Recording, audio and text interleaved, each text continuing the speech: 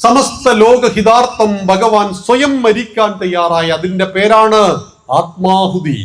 ആത്മഹത്യയല്ല, ആത്മഹത്യാ പരീക്ഷയിൽ തോറ്റതിന്റെ പേരിൽ, പ്രേമിച്ച പെണ്ണിനെ കിട്ടാത്തതിന്റെ പേരിലൊക്കെ തൂങ്ങിച്ചാടുന്നതിന്റെ പേരാണിത് ആത്മഹത്യ. ജീവിതത്തിലെ ഉദാത്തമായ ഒരു ലക്ഷ്യത്തിന് വേണ്ടി ശരീരത്തെ ഉപേക്ഷിക്കുന്നു. അതുകൊണ്ടാണ് പട്ടാളക്കാർ മരിച്ചാൽ വീരമൃത്യുവാണത്. അത് കേവലമായൊരു മരണമല്ല. പട്ടാളക്കാരൻ നാട്ടിൽ വന്നിട്ട് അപകടത്തിൽ പാണ്ടി ലോറിയൊക്കെ ഇടിച്ചു മരിച്ചു കഴിഞ്ഞാൽ അത് അപകടത്തിൽ മരിച്ചു. പട്ടാളത്തിൽ മരിച്ചാൽ വീരമൃത്യു എന്നാണ് പറയുക. സ്വയം മരിക്കുവാൻ തയ്യാറായി ഭഗവാൻ. ആത്മാഹുതിക്ക് തയ്യാറായപ്പോൾ ഭഗവാന്റെ കഴുത്തിന് കുത്തിപ്പിടിച്ചു ഭാര്യ പാർവതി ദേവി. ഭർത്താവ് കൺമുന്നിൽ വിഷം കുടിച്ച് മരിക്കുന്ന കാണാൻ ഭാര്യയ്ക്ക് ഇഷ്ടാവോ? ഭാര്യ കഴുത്തിന് പിടിച്ചു. ഇത് പുറത്തേക്ക് വമിക്കാതിരിക്കാൻ മഹാവിഷ്ണു വാബുദ്ധി പിടിച്ചു. അങ്ങനെ ഭഗവാന്റെ കണ്ഠത്തിൽ ഇത് ഉറച്ചുപോയി എന്നും ഭഗവാൻ നീലകണ്ഠൻ എന്ന പേര് കൂടി കിട്ടിയെന്നൊക്കെ ഒരൈതിഹ്യമുണ്ട്. അന്ന് ഭഗവാന്റെ ബോധം തിരിച്ചു കിട്ടുവാൻ വേണ്ടി സമസ്ത ലോകവും പഞ്ചാക്ഷരി മന്ത്രം ജപിച്ചുകൊണ്ട് ഓം നമഃശിവായ ജപിച്ചുകൊണ്ടിരുന്ന ആ ദിവസത്തിന്റെ പേരാണ് ശിവരാത്രി. ആലോചിച്ച് നോക്കൂ, നമുക്ക് വേണ്ടി, ലോകത്തിന് വേണ്ടി മരിക്കാൻ തയ്യാറായ ഭഗവാന്റെ നാമങ്ങളെ സ്മരിച്ചുകൊണ്ട് ഉറങ്ങാതിരിക്കുന്ന ഒരു രാത്രിയാണ് കൊല്ലത്തിലൊരു ദിവസം. അതാണ് ശിവരാത്രി. ഈ പാലാഴി മതിച്ചുകൊണ്ടിരിക്കെ, കടഞ്ഞുകൊണ്ടിരിക്കെ മന്ദര പർവ്വതം താഴേക്ക് പോയി. ഈ സമയത്ത് ഭഗവാൻ മഹാവിഷ്ണു ആരായി വന്നു? കൂർമ്മം, ആമയായിട്ട് വന്നു. ആമ തന്റെ പുറന്തോടുകൊണ്ട് മന്ദരത്തെ ഉയർത്തി. പ്രശ്നങ്ങൾ എല്ലാ കാലത്തും ഉണ്ട്. Every problem have A solution. എല്ലാ പ്രശ്നങ്ങൾക്കും പരിഹാരമുണ്ട്. മന്ദരപർവ്വതം താഴേക്ക് പോയാൽ കടയിൽ നടക്കില്ല, അമൃത് കിട്ടില്ല.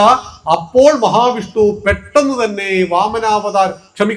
കൂർമാവതാരം പൂണ്ടുകൊണ്ട് ആ പ്രശ്നത്തിന് പരിഹാരവും നിശ്ചയിച്ചു. അങ്ങനെ പാലാഴി കടഞ്ഞ് അമൃത് കിട്ടി, ഇതെല്ലാവരും കുടിച്ചു എന്നൊക്കെയാണ് അതിന്റെ ഐതിഹ്യം. മത്സ്യം, കൂർമ്മം, വരാഹം. മൂന്നാമത് ഭഗവാൻ വന്നത് പന്നിയായിട്ടാണ്. പന്നിയായിട്ട് വന്നത് ഹിരണ്യാക്ഷനെ വധിക്കുവാനായിരുന്നു. ഹിരണ്യാക്ഷനെ വധിച്ചു, ധർമ്മത്തെ സംരക്ഷിച്ചു. നാലാമത് ഭഗവാൻ വന്നത് നരസിംഹമൂർത്തിയായിട്ടായിരുന്നു. നരസിംഹമൂർത്തിയായിട്ട് വന്നത് ഹിരണ്യകശിപുവിനെ കൊല്ലുവാനായിരുന്നു. അതായത് ഹിരണ്യാക്ഷന്റെ സഹോദരനെ. ഹിരണ്യകശിപു ബ്രഹ്മാവിനെ തപസ് ചെയ്തൊരു വരം വാങ്ങിയിട്ടുണ്ട്. ബ്രഹ്മാവിനോട് പറഞ്ഞു, എനിക്ക് മരണം ഉണ്ടായിരുന്നു. ബ്രഹ്മാവ് പറഞ്ഞു, ഒരു വകുപ്പില്ല, കാരണം ഞാനും മരിക്കും. ബ്രഹ്മാവെ, നിങ്ങൾ മരിക്കുമോ? അതെ, ഞാനും മരിക്കും. ഒരു കൽപ്പം കഴിയണം. കൽപ്പം നമ്മൾ കേട്ടില്ലേ? ബ്രഹ്മാവിന്റെ ആയുസ്സെത്തുന്ന ദിവസത്തെയാണ് കൽപ്പം, കാലഘട്ടമാണ് കൽപ്പം. പുൽക്കൊടിക്ക് മരണമുണ്ട്, ബ്രഹ്മാവിനും മരണമുണ്ട്. ജാതസ്യ ധ്രുവോ മൃത്യുഹു, ഗീതയിൽ ഭഗവാൻ പറയും, ജനിച്ചാൽ മരണം നിശ്ചയം. ഒരു നിർവാഹം ഇക്കാര്യത്തില്ല. നമ്മുടെ എല്ലാം ജീവിതത്തിൽ നിശ്ചയമായി വരുന്ന കാര്യം, അനിശ്ചിതത്വമുള്ള കാര്യം, ഒറ്റ കാര്യമുള്ളൂ, അത് മരണമാണ്. നിശ്ചയമായും ഒരു ദിവസം വരും മരണം. അനിശ്ചിതത്വമുണ്ട്, ഇതെപ്പോ വരും എന്നറിയില്ല. അതാണ് സമാധാനം. നാളെ മരിക്കുമെന്ന് കൃത്യമായിട്ട് ഇന്നറിഞ്ഞാൽ എന്തായിരിക്കും അവസ്ഥ? നാളെ രാത്രി 6 മണിക്ക് നിങ്ങൾ തട്ടിപ്പോകുമെന്ന് ഞാനിപ്പോൾ അറിഞ്ഞാൽ എന്തായിരിക്കും അവസ്ഥ? പക്ഷെ നമുക്കറിയില്ല. അതുകൊണ്ടാണ് വിശ്വാസം പരമപ്രധാനം. ഇന്നലെ രാത്രി ഉറങ്ങാൻ കിടന്നു നമ്മളെല്ലാവരും, ഇന്ന് രാവിലെ എഴുന്നേറ്റു, സത്യമാണ്. ഇന്ന് രാത്രി ഉറങ്ങാൻ കിടന്നാൽ നാളെ രാവിലെ എഴുന്നേൽക്കും എന്നത് വിശ്വാസമാണ്. കാരണം ഇന്നലെ രാത്രി നമുക്കൊപ്പം ലോകത്ത് ഉറങ്ങാൻ കിടന്ന 800 കോടി ആളുകളിൽ 60,000 ആളുകൾ ഇന്ന് രാവിലെ എഴുന്നേറ്റിട്ടില്ല. എല്ലാ ദിവസവും രാവിലെ 60,000-ഓളം ആളുകൾ സൈലന്റ് അറ്റാക്കിലും രോഗങ്ങൾ കൊണ്ടും ഭൂമിയിൽ മരിച്ചു പോകുന്നു എന്ന് ലോകാരോഗ്യ സംഘടന പറയുമ്പോൾ വിശ്വാസം പരമപ്രധാനമാണ്. മരിക്കാതിരിക്കാൻ വകുപ്പില്ലെന്ന് ഹിരണ്യകശിപുവിനോട് പറഞ്ഞപ്പോൾ മരിക്കുവാനുള്ള സകല വഴികളെയും അടച്ചു കളഞ്ഞു ഹിരണ്യകശിപു. ഹിരണ്യകശിപു പറഞ്ഞു, ദേവൻ, അസുരൻ, യക്ഷൻ, കിന്നരൻ, ഗന്ധർവൻ, മനുഷ്യൻ, പക്ഷി, മൃഗം, ഇഴജന്തുക്കൾ, എങ്ങനെ തുടങ്ങി ഒരു സാധനവും എന്നെ കൊല്ലാൻ പാടില്ല. പകലും രാത്രിയും എന്നെ ആരും കൊല്ലാൻ പാടില്ല. അകത്ത് വെച്ചും പുറത്തു വെച്ചും എന്നെ ആരും കൊല്ലരുത്. ആകാശത്ത് വെച്ചും ഭൂമിയിൽ വെച്ചും എന്നെ കൊല്ലരുത്. പിന്നെ ഇയാൾ എങ്ങനെ കൊല്ലും?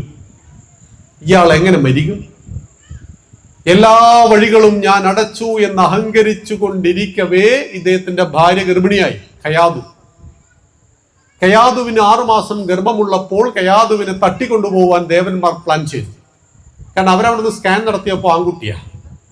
അച്ഛനേക്കാൾ വലിയ വില്ലനായിരിക്കും, അതുകൊണ്ട് ഗർഭത്തിലിട്ട് കൊന്നുകളയാൻ തീരുമാനിച്ചു. അങ്ങനെ തട്ടിക്കൊണ്ടുപോയ വഴിയിൽ വെച്ചിട്ട് കയാതുവിനെയും ദേവേന്ദ്രനെയും നാരദ മഹർഷി കണ്ടു. നാരദ മഹർഷി ചോദിച്ചു, എങ്ങോട്ട് പോകുന്നു? ഇത് കയാതുവാണല്ലോ.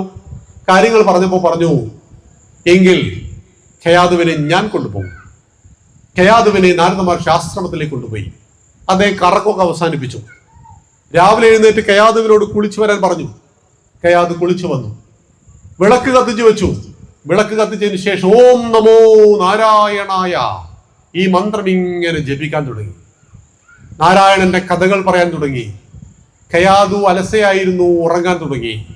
പക്ഷേ മൂളൽ തുടർന്നുകൊണ്ടേയിരുന്നു. കയാതുവിന്റെ വയറ്റിൽ കിടക്കുന്ന കുട്ടി ഇതെല്ലാം കേട്ടു വളർന്നു. അമേരിക്ക അതിന് കൊടുത്തൊരു പേരുണ്ട്, അഭിമന്യു എഫക്റ്റ്. ഗർഭസ്ഥ ശിശുവിന് പുറലോകവുമായിട്ട് ബന്ധമുണ്ട് എന്ന് അമേരിക്ക പറഞ്ഞത് സുഭദ്രയുടെ വയറ്റിൽ കിടന്ന് അഭിമന്യു പത്മവ്യൂഹം ഭേദിക്കുന്ന എല്ലാ വിദ്യകളും പഠിച്ചു എന്ന കഥ. ഗർഭസ്ഥ ശിശുവിന് പുറലോകമായിട്ട് ബന്ധമുണ്ട്. അതുകൊണ്ട് പ്രിയപ്പെട്ട അമ്മമാരെ, നമ്മുടെ വീട്ടിൽ ഗർഭിണി ഉണ്ടെങ്കിൽ, നാട്ടിൽ ഗർഭിണി ഉണ്ടെങ്കിൽ, ഗർഭിണിയുടെ മനസ്സ് ക്ഷേത്രം പോലെ ശാന്തമായിരിക്കണം. ഗർഭിണി ഭയക്കരുത്, ഗർഭിണി ഓവറായി സന്തോഷിക്കരുത്. ആ ഗർഭിണി പാലിക്കേണ്ട നിയമങ്ങളെ കുറിച്ച് 16 കാര്യങ്ങൾ ഹിന്ദുക്കൾ പഠിക്കണം. അതാണ് ഷോഡശ സംസ്കാരം. അതിൽ ഒന്നാമത്തേതാണ് ഗർഭാധാനം. കൂടുതൽ വീഡിയോകൾക്കായി ചാനൽ സബ്സ്ക്രൈബ് ചെയ്യുക, അടുത്തുള്ള ബെൽ ബട്ടണും കൂടി പ്രസ് ചെയ്യുക.